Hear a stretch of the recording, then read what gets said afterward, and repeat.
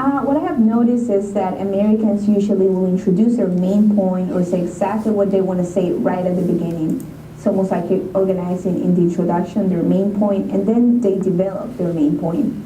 Well, in Ecuador, what we would like to do, what we sometimes tend to do, is that we don't present the main point at the beginning. We go around it and around it until we finally get to the point, which is in the middle. It's kind of like this idea of circularity, that we go around and around it until we get to it. A good example of this is if I want to talk about, let's say that yesterday I went to a party and two guys were fighting, got in a fight. This is how an Ecuadorian will tell the story. I will start by saying, remember Pablo? Remember how Pablo used to be in love with Mary? And remember Juan? Remember that he also liked Mary?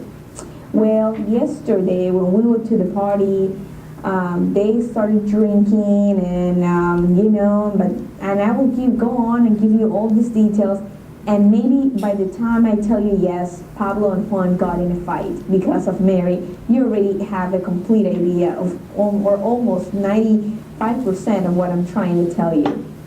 In the case of an American, if I meet somebody for coffee, and it's a good friend of mine, is an American, we'll sit down, she will just go ahead and tell me, yes, Anna, you know what happened yesterday? Juan and Pablo got in a fight because of Mary.